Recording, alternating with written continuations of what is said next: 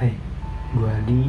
Di episode malam kali ini gue membahas kasus Michael Clark Rockefeller yang hilang di Asmat, Papua.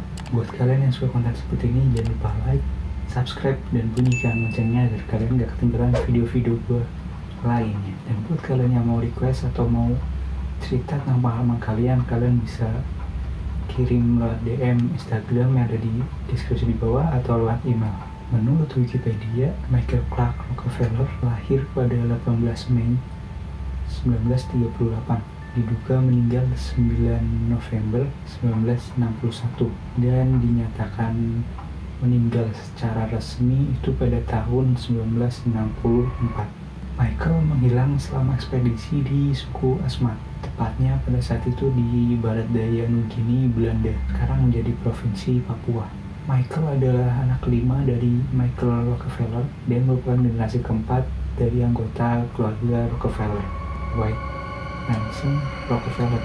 Ya, buat kalian yang mungkin asing sama nama ini, beliau adalah wakil presiden Amerika Serikat ke-41. Kakek buyut Michael Rockefeller adalah John D. Rockefeller, salah satu pria terkaya yang ada. Michael merupakan orang yang pandai dalam bidang sejarah dan ekonomi. Dia bahkan lulus dengan cum laude dari Universitas Harvard dengan gelar BA. Sebenarnya sang ayah itu pengen Michael ini meneruskan bisnisnya gitu, tapi beda nih, si Michael tuh punya jiwa kayak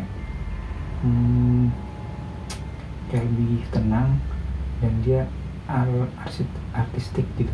Setelah lulus dari Harvard tahun 1960, dia tuh merasa kayak bosan gitu. Dia pengen mencoba menjelajah yang lebih menantang gitu daripada duduk di ruang rapat doang. Michael menjelajah di banyak tempat, mulai dari Jepang hingga ke Venezuela. Dia juga pernah bertugas sebagai tentara angkatan darat di AS selama 6 bulan, dan kemudian dia menjelajah, mengeksplorasi itu di museum-museum arkeologi dan etnologi yang bertujuan untuk mempelajari antropologi suku Dami di Nugini, Belanda, yang sekarang menjadi provinsi Papua. Ekspedisi ini memfilmkan Dead Bird, sebuah film dokumenter etnografis yang diproduksi oleh Robert Gardner dan Michael yang bertugas sebagai perekam suara. Namun Michael dan temannya tuh gak meneruskan penelitian itu gitu, tapi dia malah berdalih untuk mempelajari suku Asmat. Meski kolonial Belanda telah lama berada di sana, suku Asmat belum pernah melihat orang kulit putih. Kontak terbatas dengan dunia luar membuat suku Asmat tuh percaya di luar sana mereka dihuni oleh arwah-arwah, sehingga ketika orang kulit putih datang dari seberang, mereka melihatnya itu sebagai makhluk semacam goib. Michael dan timnya menjadi sesuatu yang menarik dan ingin diketahui oleh Sanek, tempat salah satu utama Asmat di pulau itu. Tapi tim Michael ini nggak sepenuhnya itu disambut. Suku Asmat memperbolehkan tim fotografi beraksi, tapi tidak mengizinkan penelitian kulit putih membeli artefak budaya. Tapi Michael nih nggak mementingkan itu gitu. Ya itu emang kayak udah biasa lah, itu kebudayaan mereka, jadi nggak ada hak Michael gitu. Pada saat itu perang antar suku itu ada hal biasa, dan Michael tahu itu, bahwa pejuang Asmat akan mengambil kepala musuh dan memakan daging mereka. Misi kepanduan selesai, dan ia menulis tentang studi antropologisnya, rinci tentang suku Asmat, dan memajang koleksi seni mereka di museum ayahnya. Michael sangat menikmati sebagai etnografer. Dia menghabiskan waktu di Nugini, Belanda, dan aktif terlibat budaya serta kesenian sambil mengambil data etnografi. Dalam salah satu suratnya di rumah, ia menulis, "Saya menjalani waktu yang melelahkan tapi sangat menyenangkan.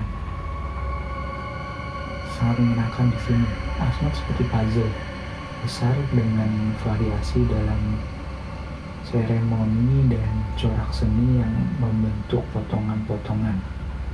Perjalanan ini memungkinkan saya untuk memahami hanya secara dangkal dan belum sempurna sifat dari puzzle ini." Setelah selesai dengan penelitiannya di museum pribadi, Michael kembali ke Papua untuk mempelajari Asmat dan mengumpulkan barang kesenian Asmat. Pada 17 November 1961, Michael dan temannya, yakni Rene Wessing, seorang antropologi dari Belanda, sedang berada di perahu. Tiba-tiba terjadi badai yang membalikkan perahu mereka. Wessing menempel di bahu perahu yang terbalik. Jarak pantai dan lokasi si Michael dan temannya ini terbalik itu sekitar 3 mil. Karena arusnya yang cukup kuat, jadi mereka terombang-ambing, terbawa ombak.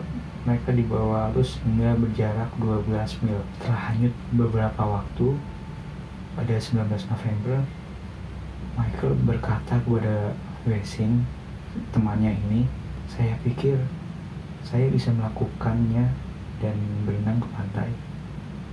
Dan pada saat itu juga Michael melompat ke air. Michael tidak pernah terlihat lagi setelah Michael lompat ke air itu.